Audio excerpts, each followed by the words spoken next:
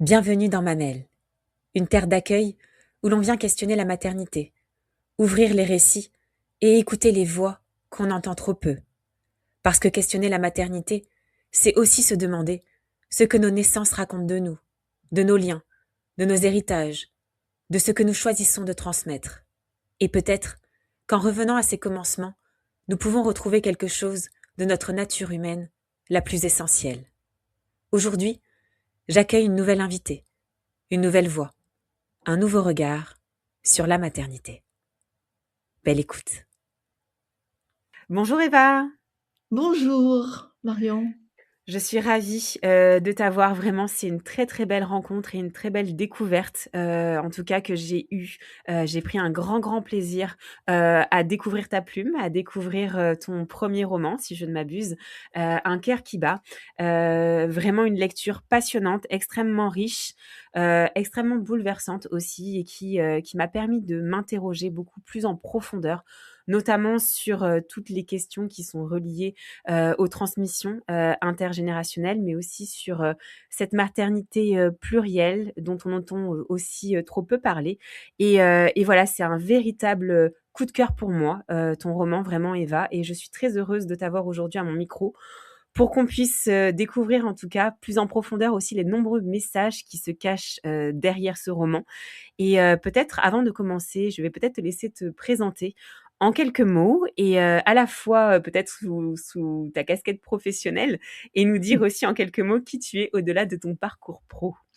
Oui, mais avant de commencer, je voudrais vraiment te remercier parce que j'ai été touchée par ta lecture du livre, par tes commentaires et par ton enthousiasme Mmh. par rapport à ce livre. Voilà, ça m'a vraiment, ça m'a bouleversée parce que Merci. j'ai mis dans ce livre énormément de moi, énormément d'émotions et chaque fois que quelqu'un revient vers moi et a ressenti ce qu'il y avait, ça me touche vraiment beaucoup. Mmh.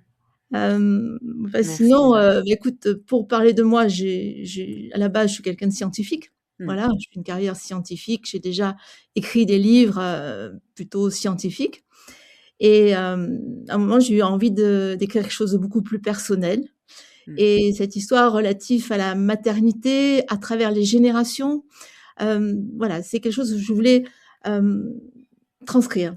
Voilà. Mmh.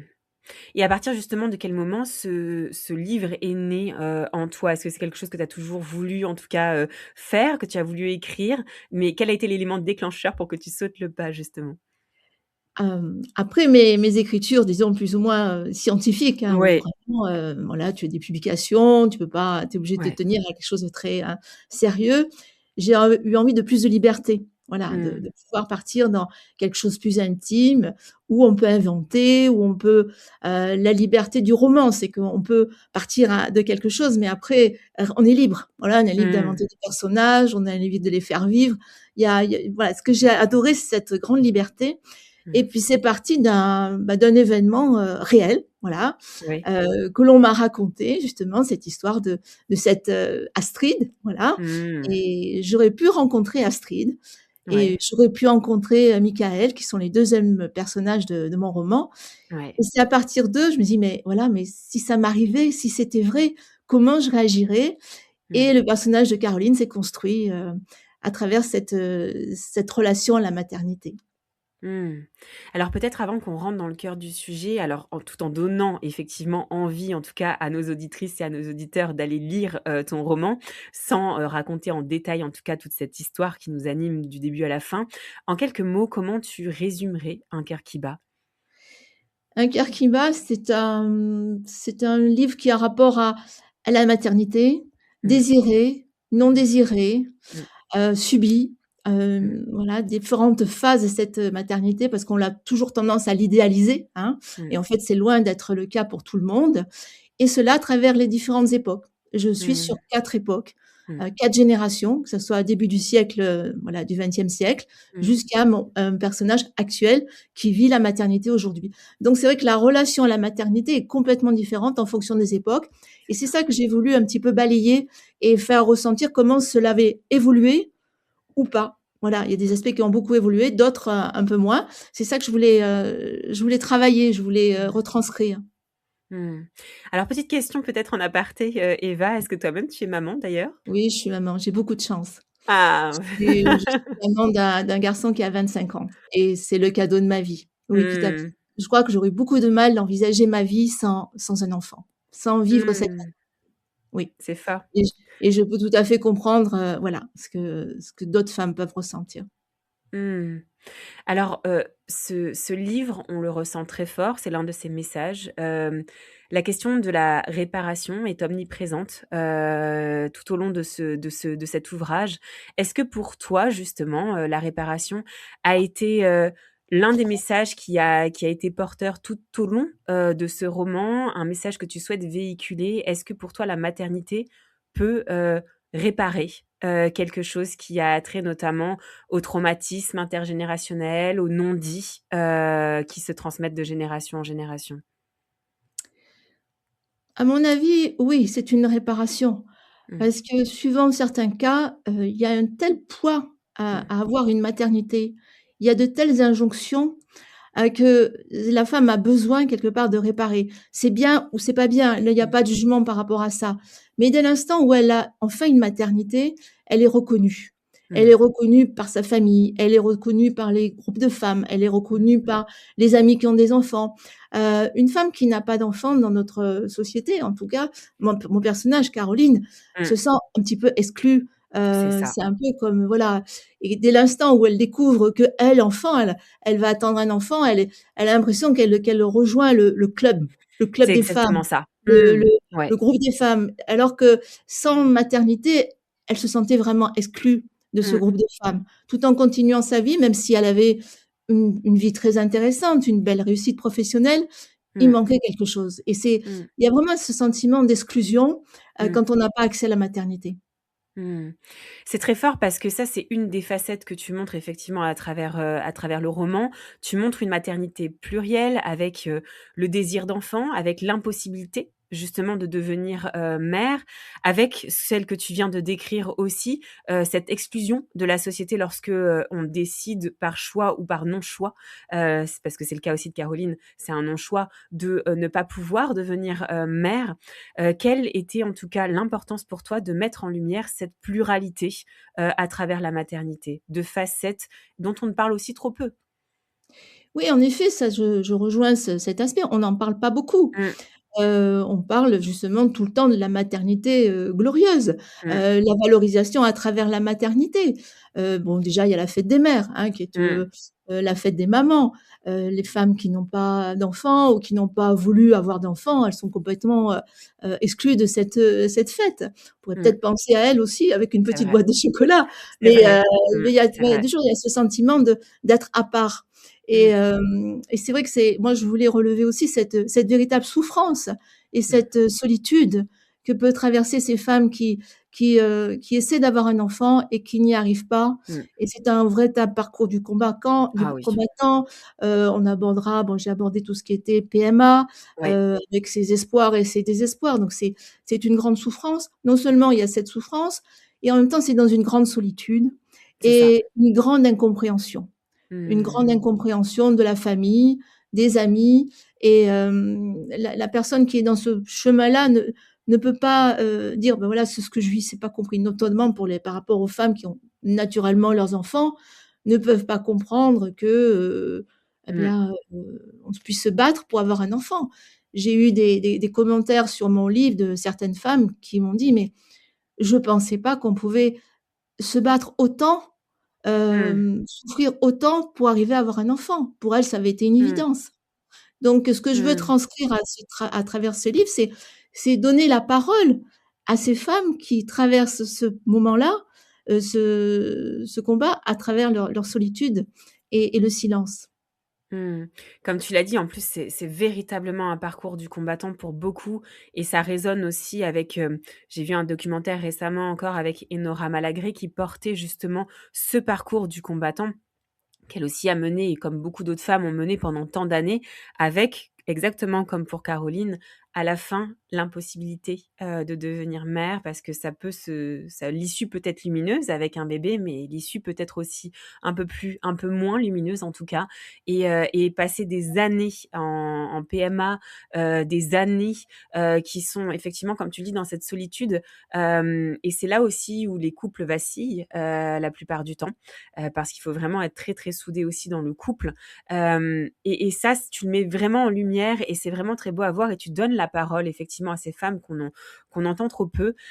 Ma question qui suit, c'est est-ce que justement, tu l'as dit, tu as eu des femmes qui ne supposaient pas ce parcours du combattant, mais est-ce qu'à l'inverse, tu as eu des femmes qui sont venues à toi, qui connaissent justement ce parcours du combattant et qui ont eu une autre lecture, de cette impossibilité d'avoir un enfant en lisant ton roman et en interrogeant peut-être d'éventuels schémas, d'éventuels traumatismes intergénérationnels qui auraient pu amener à une réflexion sur, cette impossibilité à avoir un enfant?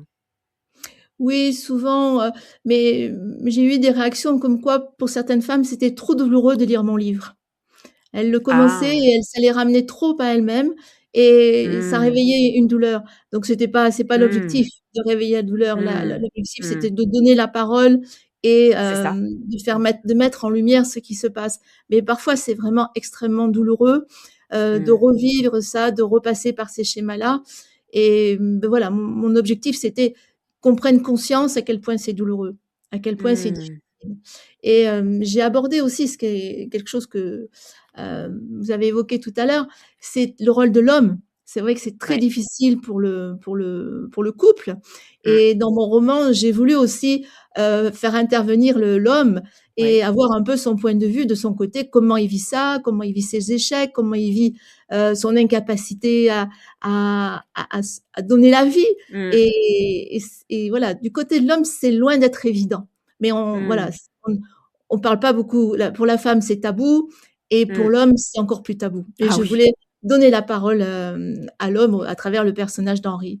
Oui, complètement. C'est vrai que Henri a une place aussi qui est très intéressante. C'est pour ça que ce livre est à lire, non seulement pour les femmes, mais aussi pour les hommes, pour les pères qui connaissent aussi, cette histoire de près ou de loin. Je pense que c'est vraiment pertinent et intéressant.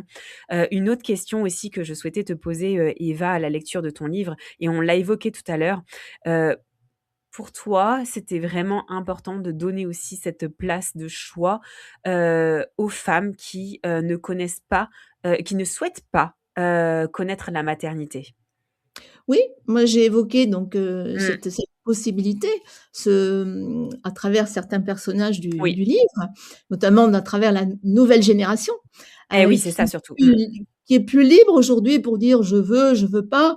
Mmh. À l'époque, c'était un peu, novateur, c'était dans les années, 70 avec Hélène Mmh. Peck, qui Mmh. avait évoqué le choix, voilà, d'avoir un enfant ou pas, mais c'était tabou encore à l'époque. Mmh. Donc mais aujourd'hui, voilà, je vois beaucoup de femmes autour de moi, de jeunes femmes entre, voilà, à partir de 20-25 ans, voire 30 ans, qui disent: «Ah non, non, nous la maternité, on veut pas». Donc il y a une plus grande liberté de choix aujourd'hui par rapport à cette maternité qu'il y a eu, toutes ces décennies précédentes. Mmh. Et même, bon voilà, même les femmes, il y a des décennies précédentes qui ne voulaient pas d'enfants, étaient quand même mises à la marge. Bien sûr. Ah Étaient oui, mises à la totalement, marge. Voilà, totalement. mises à la marge, je veux dire et je prends l'exemple, par exemple, quand les publicités sur les tests de grossesse, Mmh. la femme qui, avec ses amis, qui regarde son test de grossesse, c'est forcément une effusion de joie Mmh. extraordinaire. Alors que pour certaines femmes, un Ouais, test de grossesse, positif, c'est un vrai drame. c'est vrai. Mmh. Et que C'est pour vrai. d'autres, un texte de voilà, de grossesse négative, c'est un drame aussi. Donc il y C'est a tous vrai, les cas c'est de vrai. figure, Mmh. voilà, j'ai un peu, abordé ça un peu de manière un peu scientifique, voilà, un peu comme quand j'aborde mes livres Mmh. scientifiques. Voilà, essayer de vraiment, aborder beaucoup d'aspects. Mmh. Alors peut-être sur un autre sujet, en tout cas qui me touche beaucoup et qui m'a aussi beaucoup marqué. Tu l'as dit tout à l'heure en introduction, on voyage aussi à travers 4 générations, au cours de ton roman. Tu parles beaucoup des non-dits, de ces silences qui se transmettent de génération en génération et qui peuvent, en tout cas, être porteurs de graines de compréhension sur, des traumatismes ou des en tout cas des vécus qui se répètent de génération en génération, notamment sur, les traumatismes qui peuvent être liés justement, à l'infertilité. Pourquoi c'était important, pour toi de mettre en lumière cela et notamment les silences et les non-dits? Je t Bah, parce que je trouve que, bah, c'est quelque chose qu'on n'aborde pas Mmh, énormément.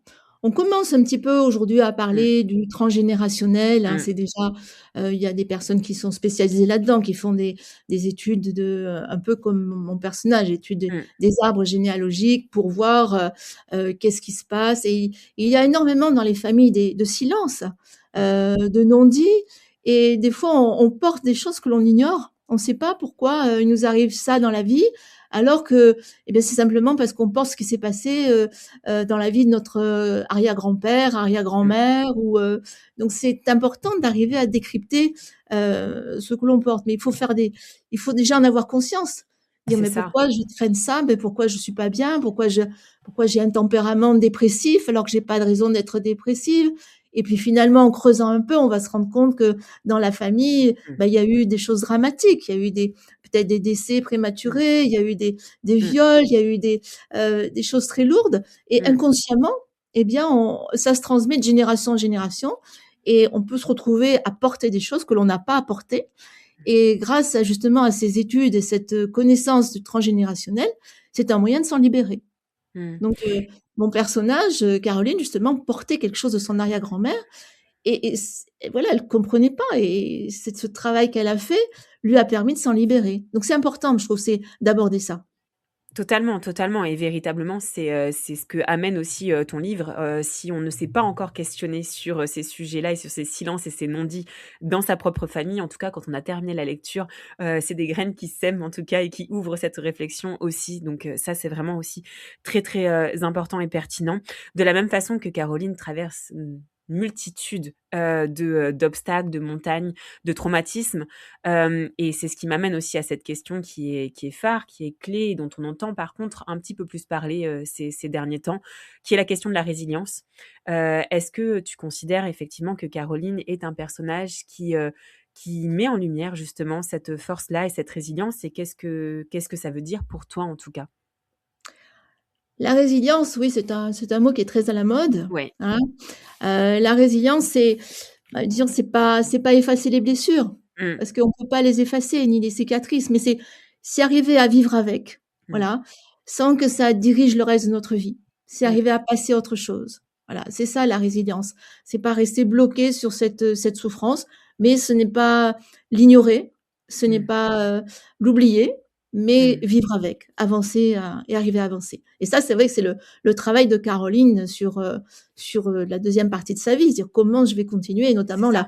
à la fin, voilà, créer Mmh. autre chose. Comment d'accord, elle n'a pas pu avoir un enfant, mais est-ce qu'il y a pas moyen de quelque part se réaliser dans la création? Si c'est voilà, on a toujours moyen de créer, mais à un moment, il faut prendre conscience qu'on peut créer autre chose. Il y a plein de possibilités et ça amène aussi à cette réflexion. Mmh. On peut se réaliser autrement, une femme peut se réaliser autrement que dans la maternité, mais c'est presque un Totalement. cheminement, c'est un travail sur soi pour arriver à ça. Totalement, totalement. Alors peut-être, tu parles de réalisation à travers la maternité. C'est vrai que ça me demande en tout cas de te poser cette question, plus personnelle en tout cas, de ton point de vue pardon. Qu'est-ce que révèle en tout cas selon toi, la maternité lorsque l'on est femme? Lorsqu'on est femme, bah, c'est la transmission déjà, Mmh, la capacité de transmettre. Je mmh, pense que, heu, dans le conscient collectif, hein, la femme, toujours là, est là pour mmh, transmettre la vie. C'est elle qui porte l'enfant, donc c'est elle qui transmet la vie. Donc elle a mmh, déjà une reconnaissance dans le fait de transmettre la vie. Je crois que c'est ça qui est essentiel dans la maternité. C'est la mmh, première chose. Après, c'est, être acceptée du groupe des femmes, c'est, mmh, avoir une légitimité en tant que mmh, femme et en tant que mère, mais la base, c'est vraiment déjà transmettre la vie. Pour le moment, il y a que la mmh. femme qui peut faire ça. Totalement, totalement. Alors peut-être une autre question. On a dit que le livre abordait plein de sujets, en tout cas que ça soit la PMA, le désir d'enfant, l'IVG. Il y a plein de choses qui sont abordées, qui sont sous-abordées aussi, sous-entendues.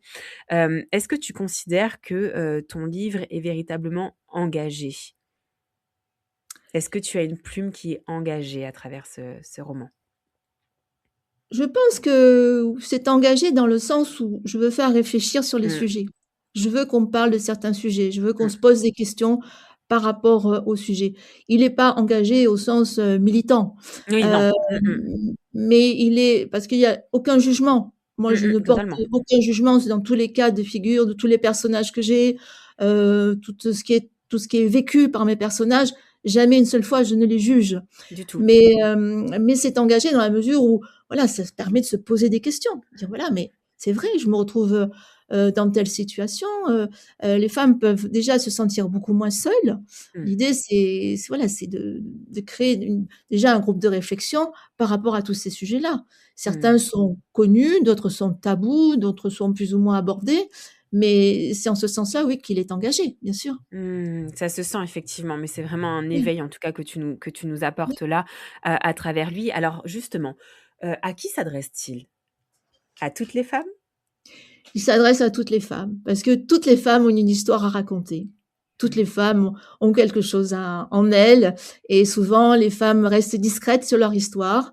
Il y a toujours cette histoire de silence. Ouais. Il y a des femmes qui ont traversé des violences, des femmes qui ont traversé des souffrances. Donc Mmh. ce livre, il s'adresse à toutes les femmes et leur donne vraiment la parole. Mmh. Qu'est-ce que tu aimerais dire justement peut-être à une femme qui porte d'ailleurs comme nous toutes, hein, on est toutes en tout cas, avec, une histoire, un poids familial, de par les générations qui nous précèdent. Mais qu'est-ce que tu voudrais dire justement, à cette femme qui porte sûrement, un ou plusieurs non-dits et qui s'interroge peut-être à aller lire ton livre? Tu l'as dit tout à l'heure, ça peut paraître douloureux pour certaines. Qu'est-ce que tu voudrais leur dire justement? Parce que je persiste, c'est très lumineux, il y a beaucoup de graines qui sont semées un véritable éveil aussi, un questionnement et c'est doux, c'est pas brut. C'est vrai quand tu parlais de douloureux tout à l'heure, je pense que ça peut faire résonance à une histoire que l'on porte ou qu'on traverse, mais c'est vraiment écrit avec une plume qui est douce. Mais voilà, qu'est-ce que tu pourrais dire à cette femme qui porte ces silences? Que tout ce qu'une femme porte a le droit d'exister. Mmh. Voilà, c'est légitime, voilà. Ce n'est pas parce que, la femme a vécu quelque chose, d'invisible que c'est plus ou moins irréel. Non, c'est Mmh. réel. Donc, Mmh.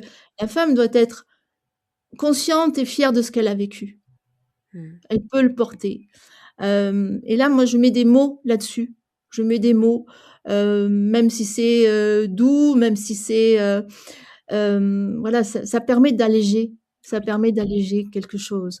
Mmh. Mais voilà, toute femme a une histoire Mmh. et elle est légitime. Totalement et c'est ce qu'on ressent quand on referme aussi, ton livre. Peut-être nous dire aussi, où est-ce que ça en est au niveau de sa publication? Parce que tout à l'heure je t'ai demandé, comment il était né, mais c'est vrai que je ne sais pas depuis combien de temps, en tout cas, tu l'as, édité d'ailleurs? Ça, c'est juste une petite question, pour savoir, depuis quand, en Le tout cas, il livre est est disponible. Oui, bah, le livre est édité aux éditions du Lys Bleu Voilà.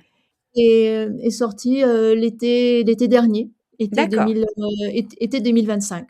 d'accord. Donc De il est disponible sur toutes les plateformes, Ouais. il est dans les voilà, il est complètement disponible, voilà, mais bon. Je mettrai en description de toute façon de l'épisode, les différents liens, pour que, bah, vous puissiez, vous qui nous écoutez, retrouver, Un cœur qui bat, et vous le procurer ou l'offrir d'ailleurs. Un véritable cadeau à s'offrir ou à offrir.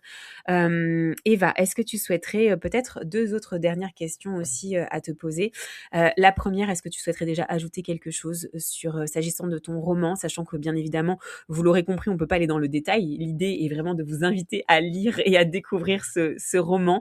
Je pense qu'on vous a donné en tout cas, l'envie, de le lire. Mais peut-être, voilà, qu'est-ce que tu souhaiterais, ajouter, et nous dire sur ce livre?